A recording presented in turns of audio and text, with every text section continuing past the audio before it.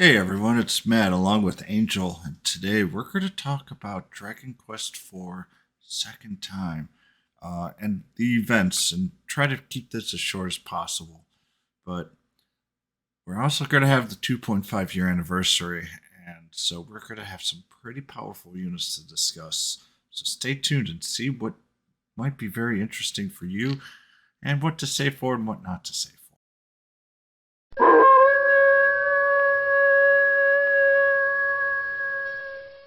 All right, so the first unit's actually going to be one of the free units of Dragon Quest IV Balzac. Not exactly the greatest unit overall, but something we're going to be focusing on.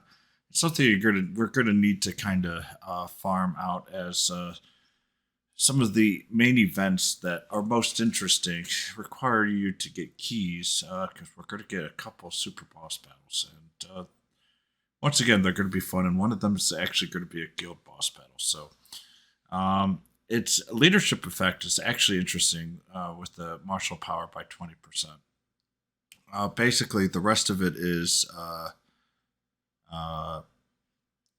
kind of interesting, but it does have a bulk up, which can reduce own damage by 50% and increases martial recovery power by 1.5x. The others are just simple martial damage here. And for the awakenings, the nice one is Balzac can keep healing itself overall, while the rest of them attacking restores 10 HP. So it's one of those enemies that you're going to focus on HP primarily, to be honest, because it does martial damage, and martial damage doesn't require any attack skills. Also, does have some nice defensive movement for the first three turns of battle. So basically, all you're going to be using this for is to be you're going to see these defenses overall, but he's not the greatest unit to begin with. You're going to pair him up with a debuff skill. He is a guardian unit in so much as he acts as a tank because he can heal a decent amount each turn. And if you give him a debuff, it can actually be very annoying to go against. The first unit that we're going to see is Maya, and there's a human form and a dragon form overall. So she has two different skills. Her other form is her unique ability.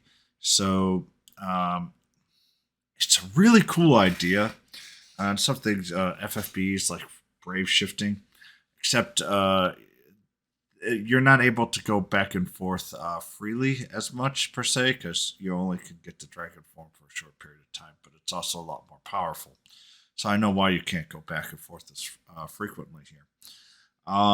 Very interesting unit. Increases agility to all the units for 3 turns.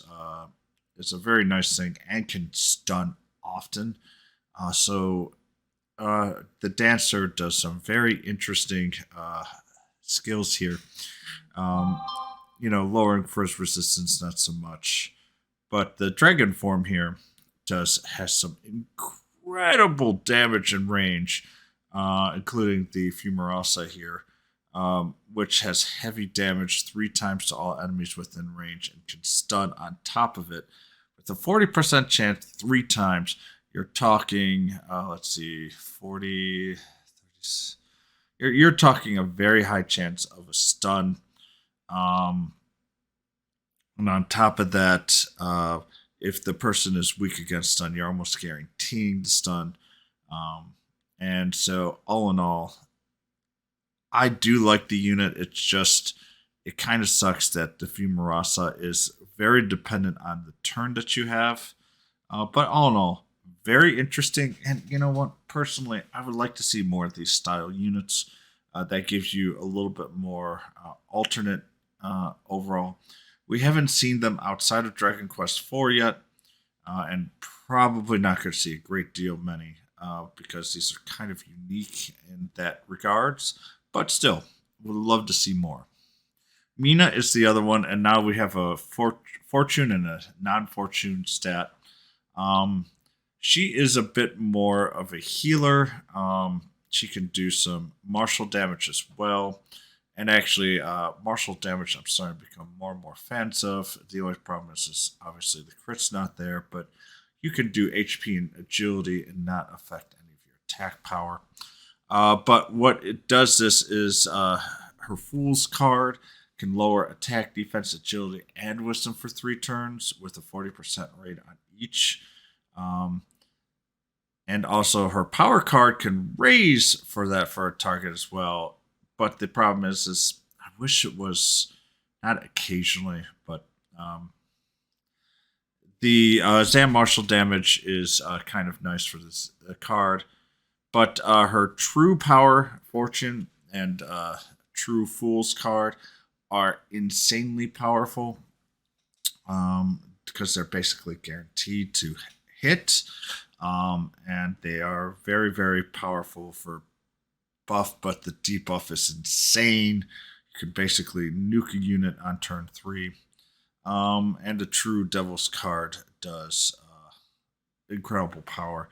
Unfortunately, for her, other than the restore moderate HP to target here, and she does major Zam damage, it's all in her fortune skills, which I don't remember. I think you can go back and forth a couple of times, but still, all her power's here, and it's just a little bit there. I'm going to put this as Ultimate Evil Priest Sorrow here. I'm not exactly sure what they're going to name him in the U.S. I think they've already translated. I just haven't had time to get it fully, that information off. But this is a very powerful demon unit. It is going to be a 65 weight, and it is worth its 65 weight.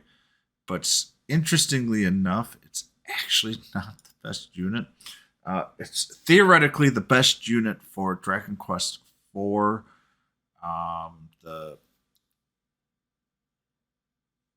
What's going on here, but Solo is going to be, or was released in Japan for the 2.5. I'm going to be putting Solo here, and you're going to see him shortly.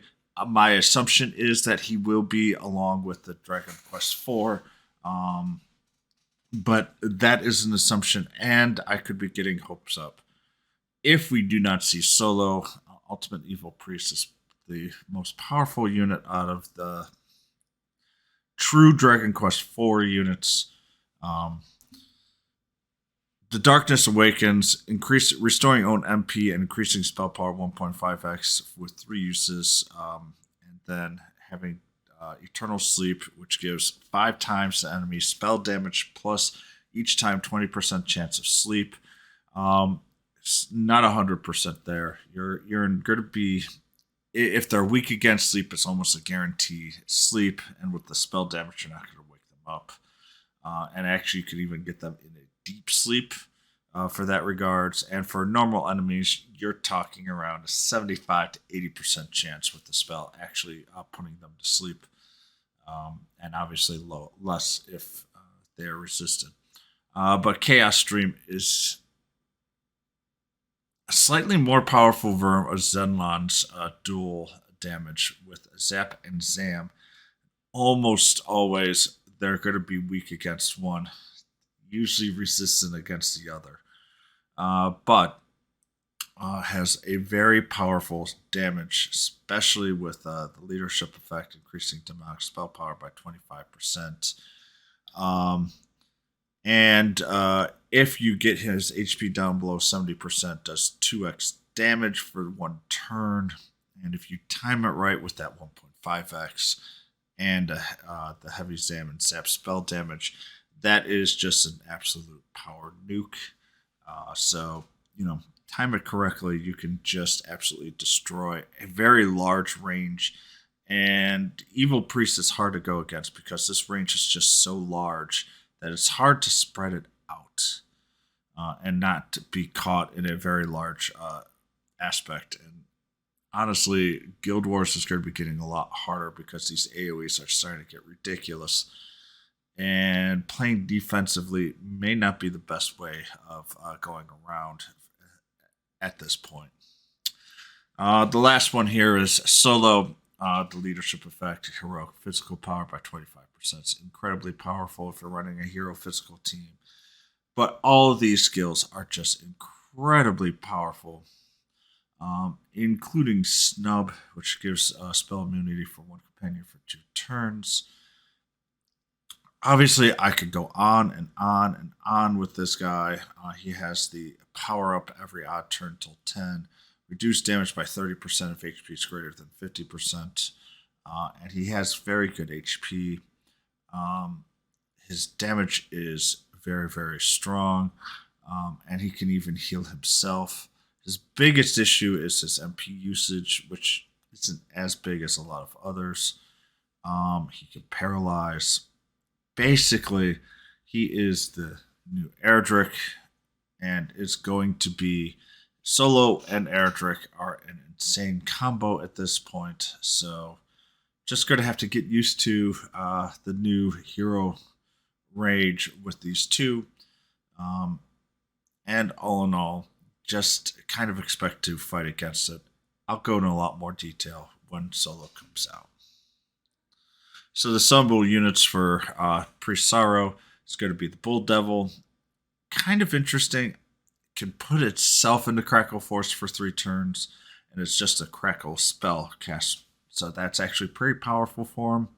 And, first can give increase the spell power on top of it on every even turn. So turn 2 and turn 4 with the Ice Stance does get a lot of power. And the Third Awakening creates a barrier that reduces damage by 15% for the first 3 turns of the battle. So kind of an interesting unit. Not the worst one.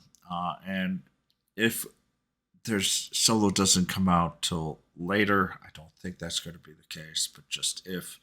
Because remember, Solo's for the 2.5 year anniversary. I'm not going to go into that specifically. Basically, it gives a lot of free gems, which you're going to want to use for Solo. And you do pull for Priest. Getting Bull Devil's not the worst at all. Honestly, we are pretty short on Crackle units, so he does have a pretty powerful stance into the Crackle Force. For Solo, which I know a lot of people are going to be, it's Kayron. It's actually a pretty interesting unit. I'm going to be honest, I'm a little surprised that they put Kayron in here instead of a few others, as Kayron actually has a lot of good uses. And the Solo banner is it's not just because of Solo, but with Kayron, it's an incredibly powerful banner to try and go for. Having zap damage and paralyze, zam damage to enemies, but with Endless Fury is the main one that really kind of sets it up for me.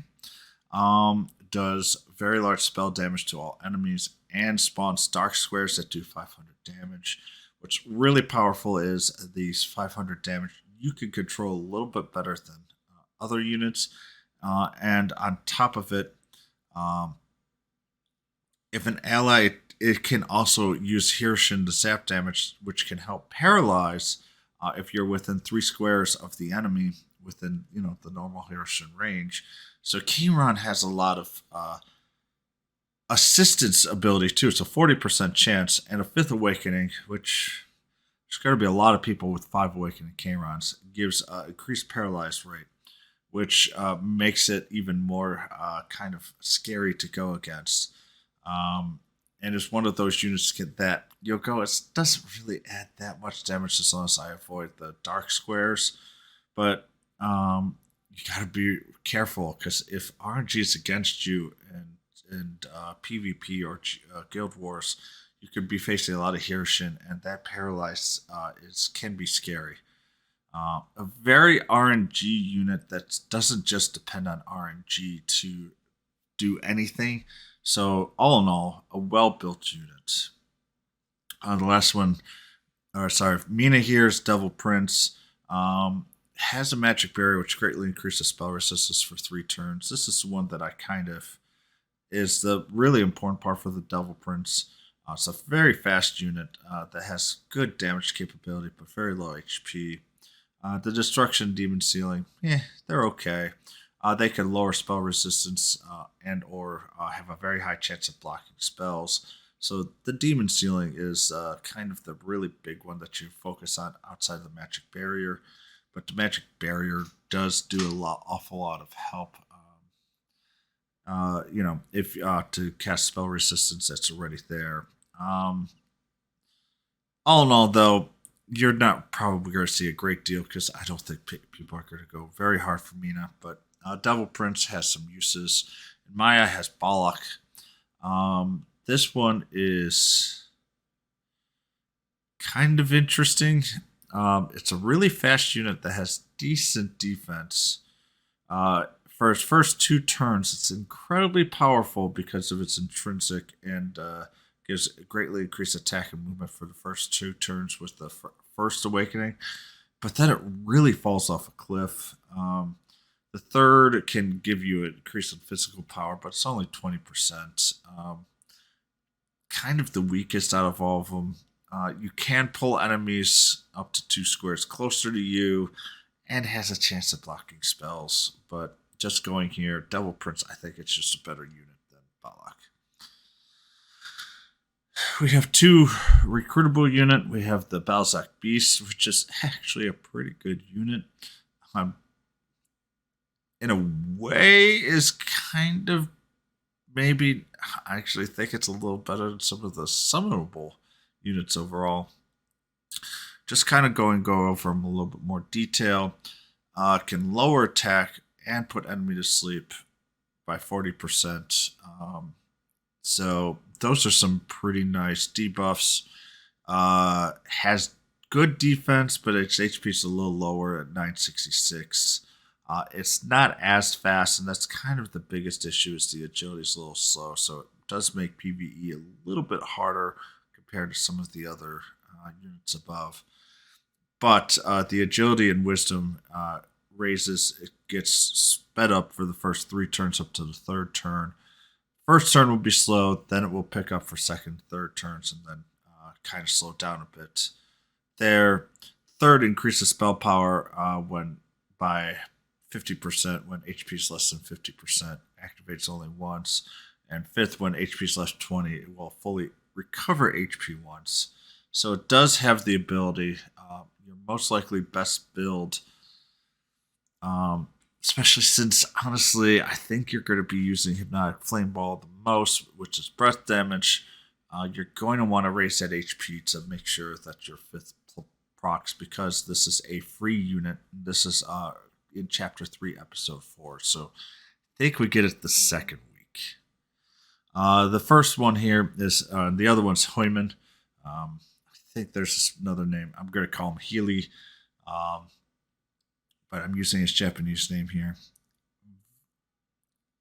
All in all, this is basically, I would call, a very, very light healing unit that has some very good abilities. Seraphy light healing. I should be more specific. Angel Kiss basically is the same thing as Seraphy's. Restores HP and increases attack for 3 turns.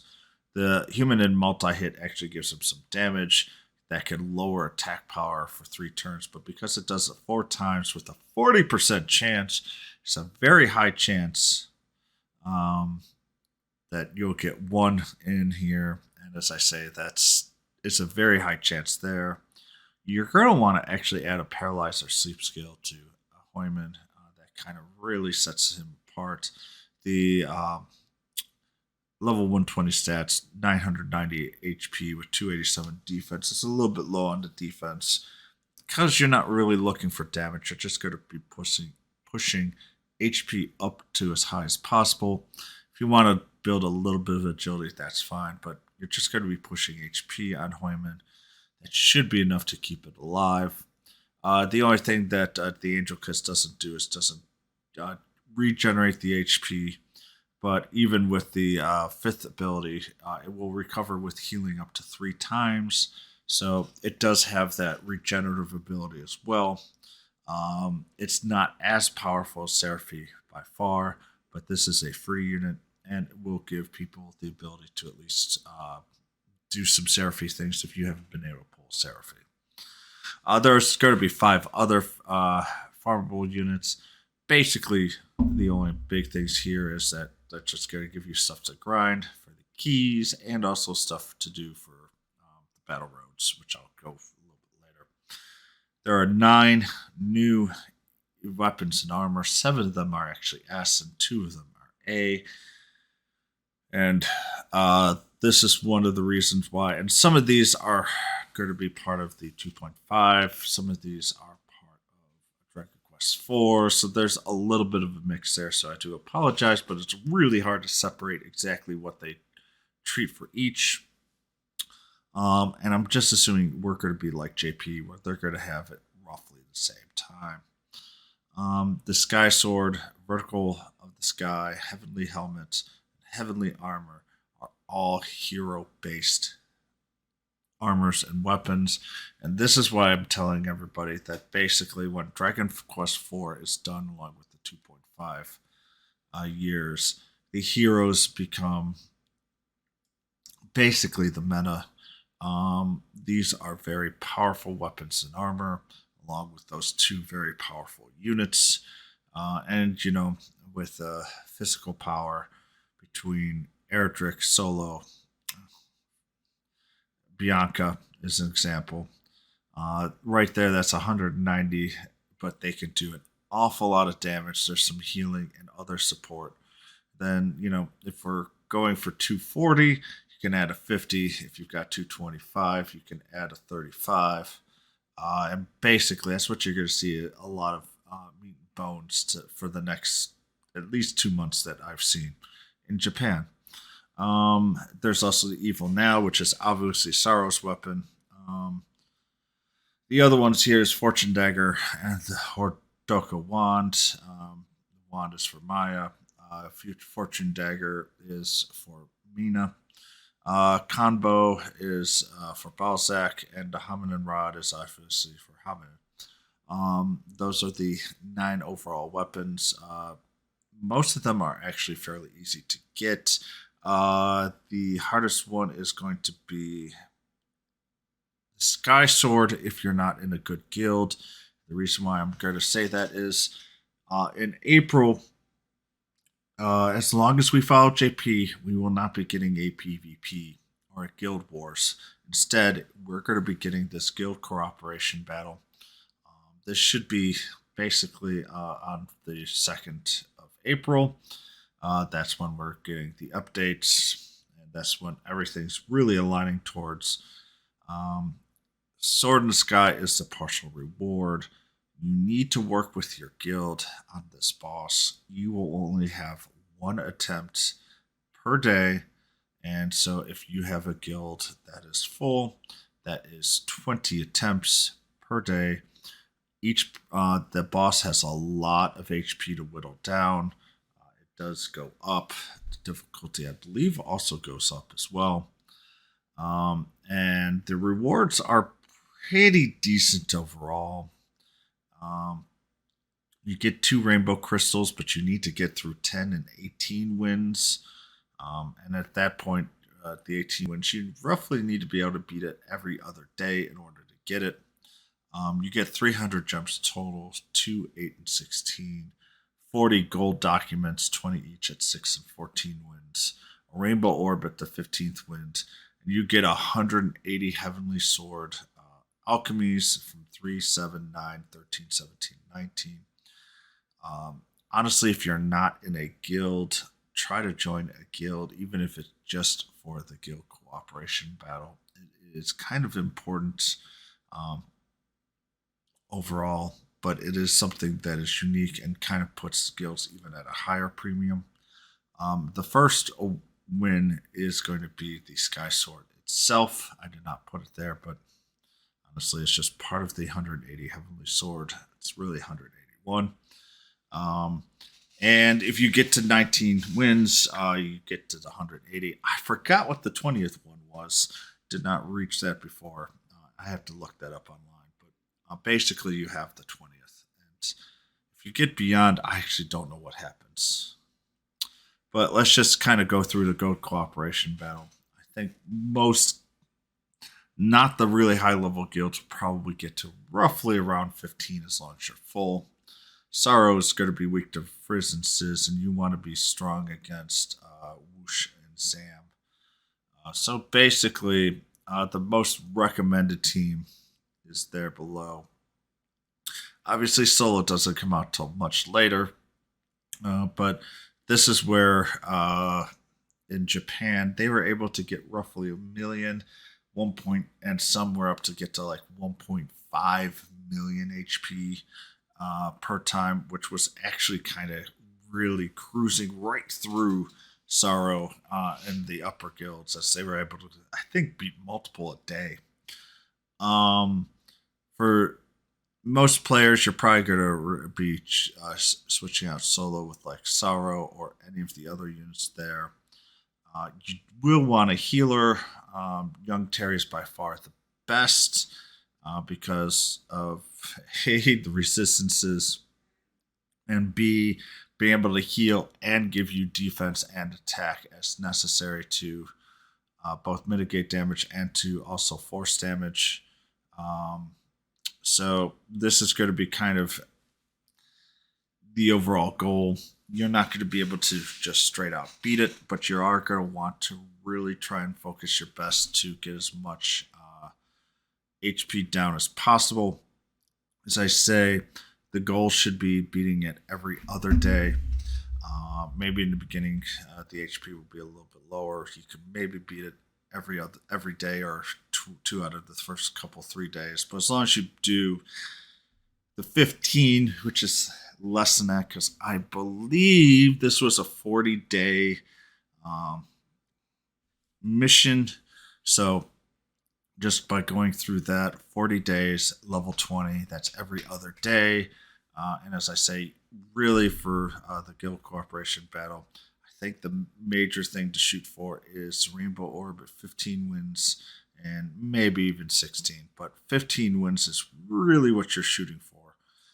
That gives you at least one Rainbow Crystal, one Rainbow Orb, and a healthy amount of the Sword Alchemy for your hero's Heavenly Sword. On top of this, we have a Sorrow super giant boss battle. I'm calling it Despisaro here just to kind of go through this. This is where you're going to need keys. This is a solo effort. The level 13 recommended team here, if properly equipped, can beat it. I believe actually on turn 1. Speed tuning is absolutely necessary, but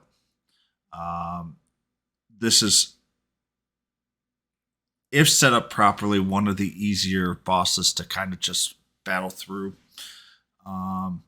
But if you die before killing it, the HP remaining will be for the next key. So like if you're, say, level 15, you got 80% down, you only have to whittle the first 20% to get through. And basically it's just the same type of battle, except it will have a floor that you really need to stay away from. And it's going to be annoying because I know I was doing a lot of auto for these big battles and just, kind of ignoring the floor damage as my team was built having a little bit higher HP, so it wasn't as bad. This is going to be a lot harder with 800 instead of like 300 for that. So just avoid the floor panels. Very, very high damaging. What's nice though is this one, Sorrow is pretty much the big one, and you can see that they were using 2 others. Part of the reason is there is a turn 3, there will be a 7-hit requirement, so they were looking for people that could do multiple hits. That's why we've got the A's there. But if you don't have that, that's okay. You can, Zenlon's God Elite does 5 hits, so that's enough there to go there if you want to go Zenlon. Just multiple hits is what you're looking for, at least for turn 3, and then, kind of just want to try to take it down as fast as possible.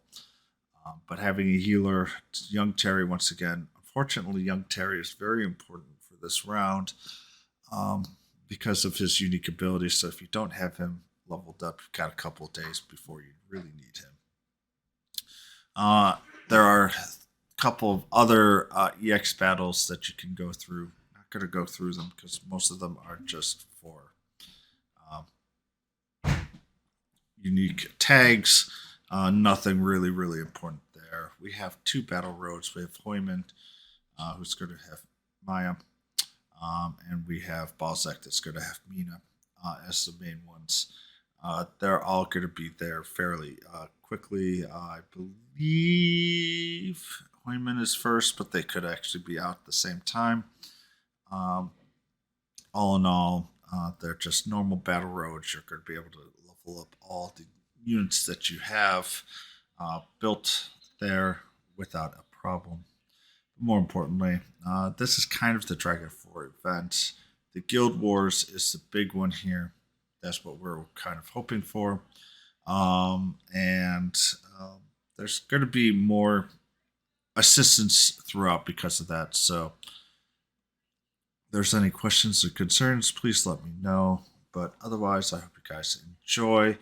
Uh, One of the nice things about Dragon Quest Tactics is, we get one event basically a month, but at least they're trying different things and trying to refresh the game. Some people like some of the events, some people like the others, but at the very least, we're getting new stuff each roughly once a quarter, and compared to a lot of other games, that's a pretty good refresh rate. So I hope you guys enjoy, and